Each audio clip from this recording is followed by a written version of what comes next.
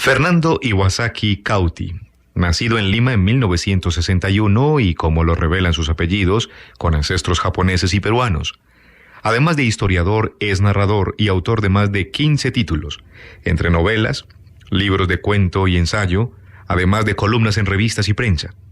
Vive en Sevilla, donde dirige la revista literaria Renacimiento. Sus últimos libros son Arte de Introducir, Sevilla sin mapa y España aparta de mí estos premios. Primero vamos con algunos relatos.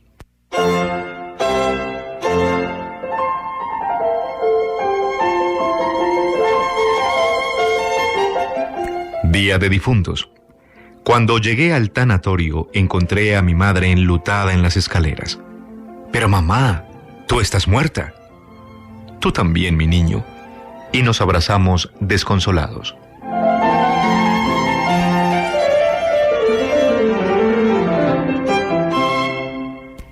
La habitación maldita. Llegué sin reserva porque para eso soy cliente habitual, pero no quisieron darme la única habitación que les quedaba. A regañadientes me entregaron la llave y se ofrecieron a buscarme una suite en otro hotel de la cadena, mas yo estaba muy cansado y subí sin hacerles caso. La decoración no era la misma de las otras habitaciones.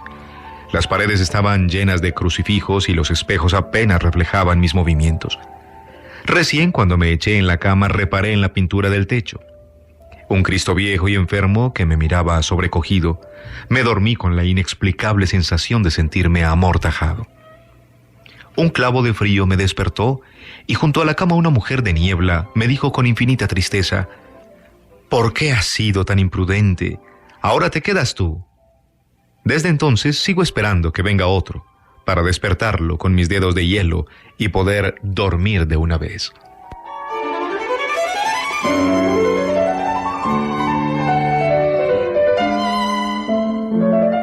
Que nadie las despierte. Nada me produce más horror que volver a casa de madrugada por cualquiera de esas flamantes autopistas que circunvalan mi ciudad. Los carteles fosforescentes me infunden un sosiego adormilador y las luces de los coches se disuelven líquidas en la cremosa oscuridad. Me hipnotiza ese veloz resplandor que engulle las líneas blancas de la autovía y me pregunto si acabaré en la cuneta o contra los pilotes que reverberan gelatinosos, casi difuminados por los pinceles de mis párpados. De pronto pienso en las niñas y me enderezo, me abronco, me pellizco. Ellas desean verme al despertar, y si muero mientras duermen les condenaría a una feroz vigilia de pesadillas. Pero el sueño de la carretera me envuelve con redes sutiles, y bostezo como los túneles o cabeceo al viento como las soñolientas adelfas, cuajadas en la insoportable monotonía de las regueras. A lo lejos brilla turbia la ciudad, y en la duerme vela busco las farolas de mi calle, la luz del portal de casa, la lámpara de mi mesilla de noche.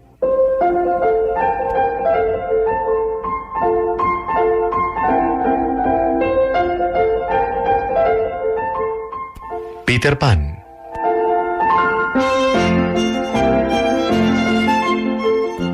Cada vez que hay luna llena, yo cierro las ventanas de casa porque el padre de Mendoza es el hombre lobo y no quiero que se meta en mi cuarto. En verdad, no debería asustarme porque el papá de Salazar es Batman. Y a esas horas debería estar vigilando las calles, pero mejor cierro la ventana porque Merino dice que su padre es Joker. Y Joker se la tiene jurada al papá de Salazar. Todos los papás de mis amigos son superhéroes o villanos famosos, menos mi padre que insiste en que él solo vende seguros y que no me crea esas tonterías. Aunque no son tonterías porque el otro día Gómez me dijo que su papá era Tarzán y me enseñó su cuchillo, todo manchado de sangre de leopardo. A mí me gustaría que mi padre fuese alguien, pero no hay ningún héroe que use corbata y chaqueta de cuadritos. Si yo fuera hijo de Conan, Skywalker o Spider-Man, entonces nadie volvería a pegarme en el recreo. Por eso me puse a pensar quién podría ser mi padre. Un día se quedó frito leyendo el periódico y lo vi todo flaco y largo sobre el sofá con sus bigotes de mosquetero y sus manos pálidas, blancas, blancas como el mármol de la mesa. Entonces corrí a la cocina y saqué el hacha de cortar la carne. Por la ventana entraban la luz de la luna y los aullidos del papá de Mendoza. Pero mi padre ya grita más fuerte y parece un pirata de verdad. Pero se cuidan Merino, Salazar y Gómez porque ahora soy el hijo del capitán Garfio.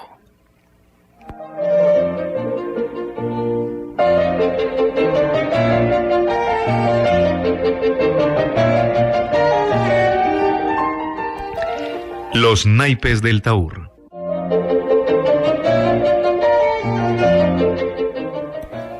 En España escribí 2 libros. Uno era una colección de ensayos que había titulado, ahora me pregunto por qué, Los naipes del Taur. Eran ensayos literarios y políticos. Al no encontrar editor, destruí el manuscrito tan pronto regresé a Buenos Aires. Jorge Luis Borges, un ensayo autobiográfico. Abelardo Linares arrellanó su enteca humanidad frente a un ordenador donde parpadeaba fosforescente un mensaje turbador. La flota invasora se acerca. Presione intro para destruir la Tierra. Después de someter imperios, conquistar el Nuevo Mundo y desembarcar en Normandía, a nadie le sorprendió que Abelardo explorara el espacio en busca de emociones más fuertes.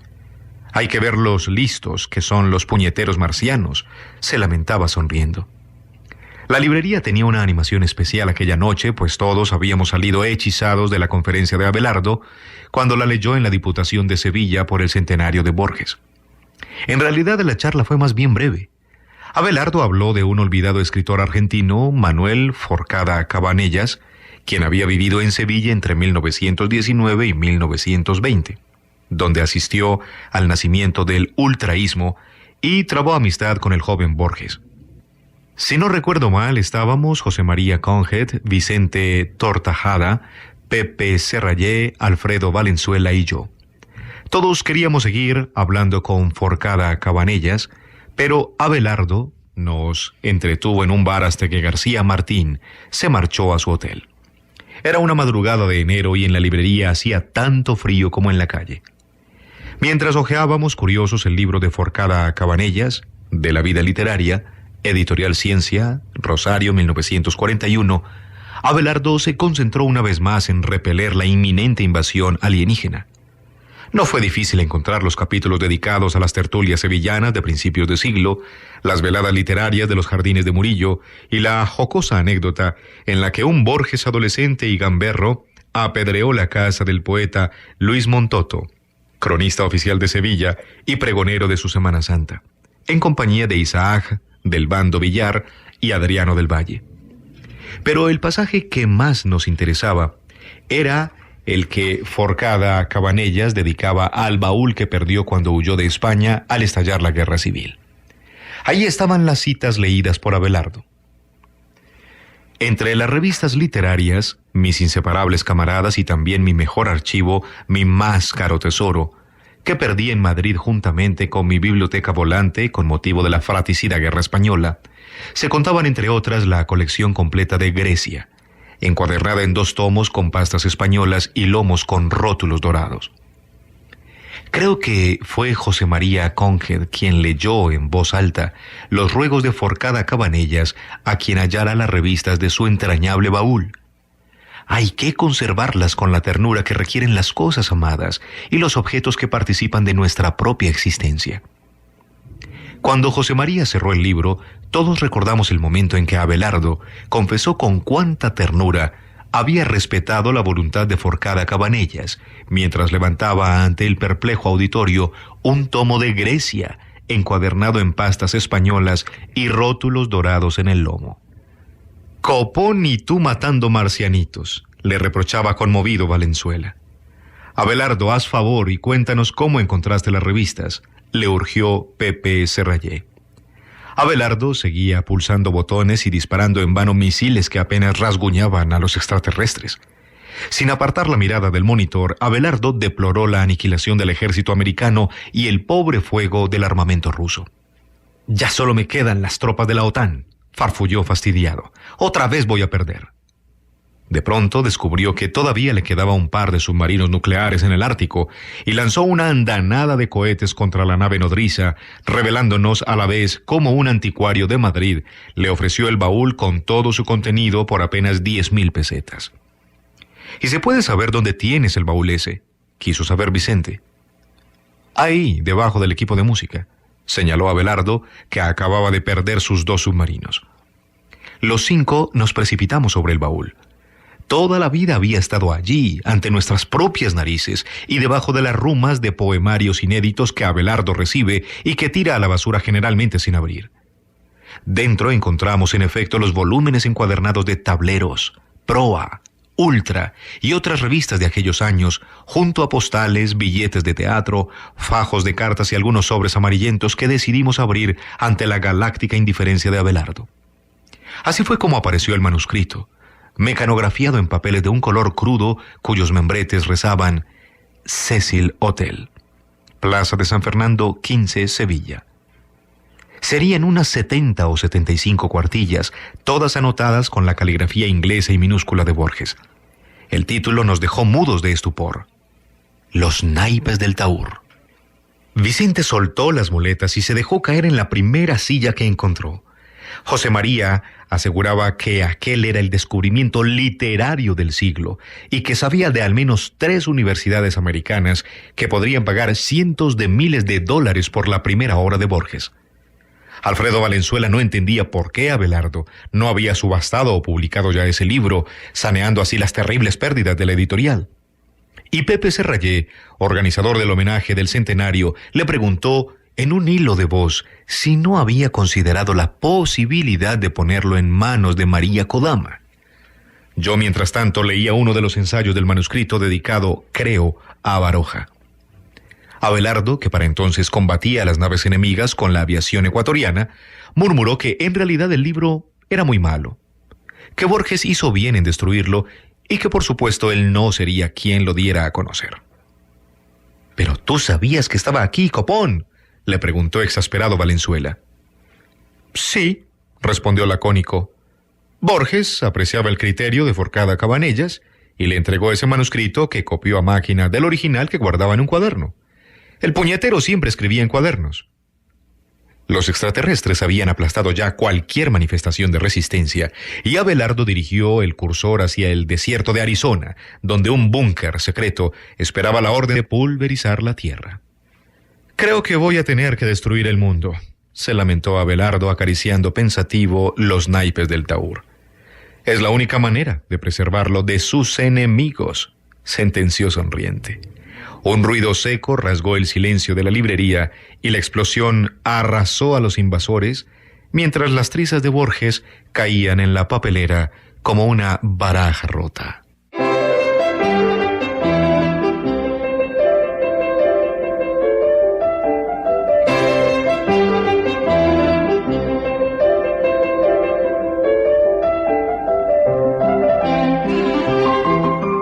Por último, escuchemos este ensayo contra los patriotismos culinarios, también de Fernando Iwasaki.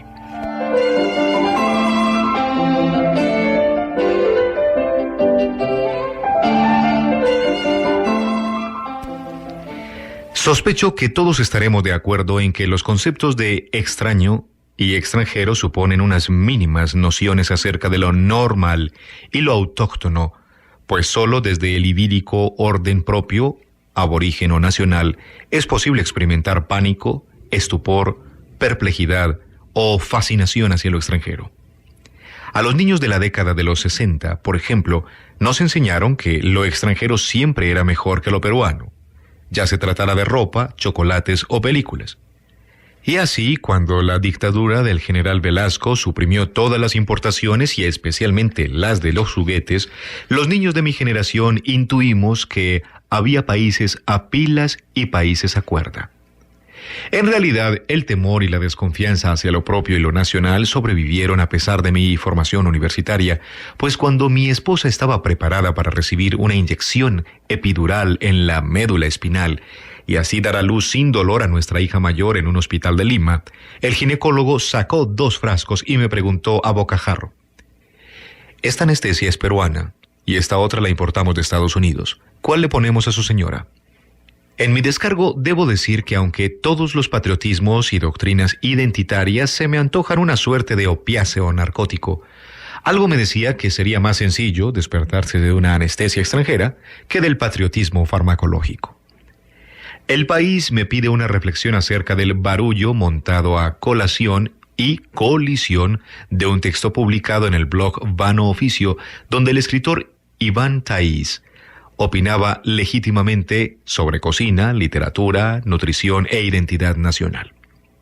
Macedonia de temas que indignó a miles de blogueros peruanos y dejó perplejos a cientos de internautas croatas. ¿Por qué Macedonia?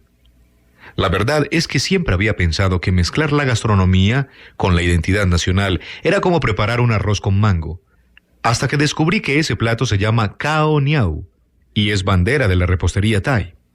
Por lo tanto, no he vuelto a usar esa expresión para que los tailandeses no piensen que me río de su gastronómica identidad nacional, porque insondables son las recetas del señor. Sin embargo, estoy de acuerdo con Iván en que el concepto de identidad nacional adherido al cine, la literatura, el fútbol o la gastronomía no añade nada singular o de intrínseco valor. Ahí están las pobres concursantes de Miss Universo desfilando elegantísimas con sus identitarios trajes típicos nacionales para que al final siempre gane la que mejor desfiló en traje de baño. No hay derecho. Como de la literatura jamás podría vivir desde hace más de 15 años vivo de la enseñanza del flamenco en Andalucía, como haría cualquier peruano de apellido japonés instalado en Sevilla.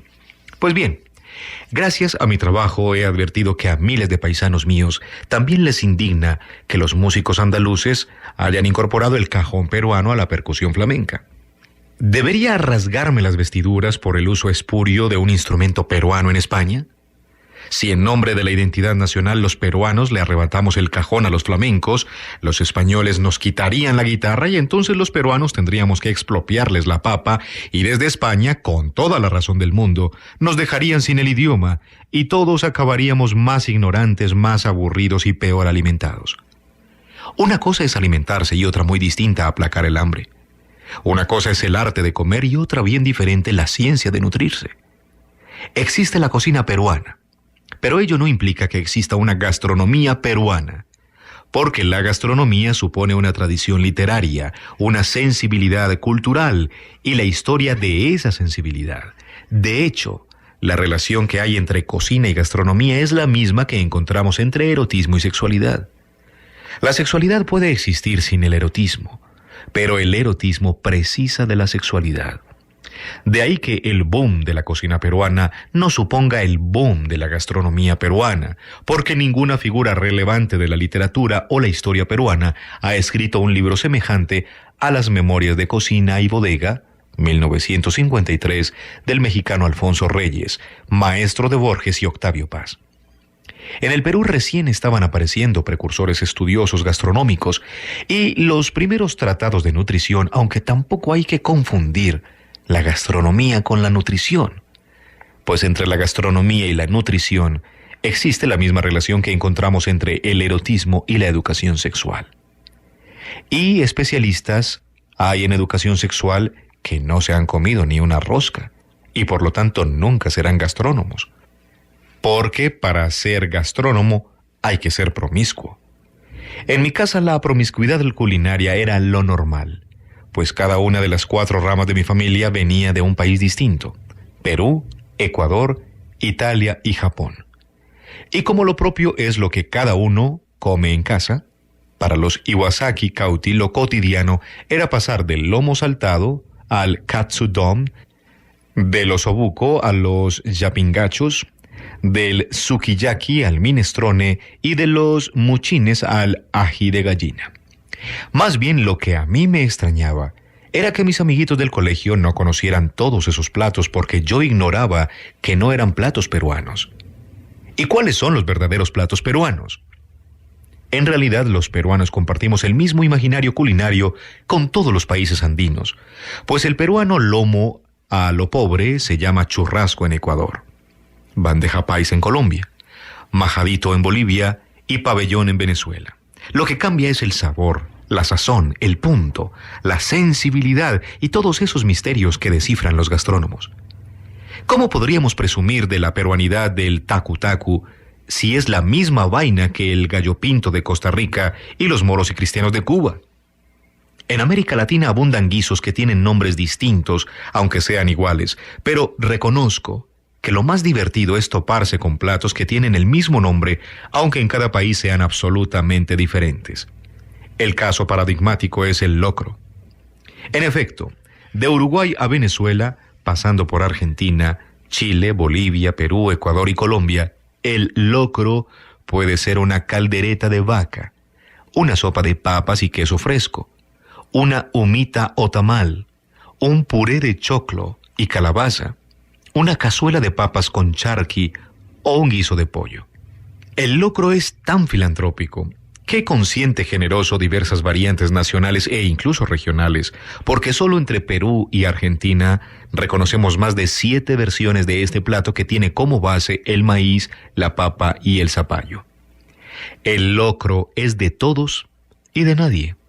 No existen cocinas puras, impolutas y aisladas, pues hasta la milenaria cocina japonesa se benefició del arte de freír pescado de los misioneros españoles y portugueses, de quienes aprendieron a preparar tempura, un plato nada sospechoso de mestizaje. ¿Y qué ocurriría con la cocina europea si de pronto desaparecieran las papas, los tomates y los pimientos? ¿Qué harían suizos, belgas y franceses sin nuestro chocolate? ¿Y por qué tiene que ser nuestro si la Sachertorte vienesa debería ser patrimonio de la humanidad? Nuestro, lo que se dice nuestro, no hay casi nada, porque hasta los secos de res, cordero, gallina o cabrito que guisamos en Ecuador, Perú y Bolivia vienen del korma afgano y del tajín magrebí. Si a Iván Taiz no le disloca la cocina peruana, está en su derecho y él se la pierde. Pero reprocharle que no crea que la cocina peruana sea lo non plus ultra de la gastronomía mundial sí es una arbitrariedad. De todos los ceviches que se cuecen en limón por América Latina, el que más me encanta es el peruano de toda la vida, pero desde que en Lima me infligen sofisticados ceviches de vanguardia elaborados con zumos de mandarina o jugos de maracuyá, sin duda prefiero los ceviches chilenos y mexicanos. Por eso, cuando voy a Lima y no consumo el promiscuo menú italo-peruano-nipón-ecuatoriano de la casa de mis viejos, me voy corriendo a comer a El Suizo. De la Herradura, tiene mandanga, que mi restaurante peruano favorito se llama El Suizo, donde los ceviches todavía son como tienen que ser, y los suspiros limeños aún no han sido deconstruidos. En realidad, el patriotismo culinario no es perverso, y hasta me inspira simpatía. Pero quienes sí me parecen malignos y peligrosos son los modernos adalides de la cocina de vanguardia, porque han impuesto que el gigantesco tamaño de los platos sea inversamente proporcional a la insignificante cantidad de comida que nos sirven, de modo que comiendo menos, encima pagamos más. Como Dios es peruano, espero que los condene a comer sin arroz, que por cierto es de origen chino.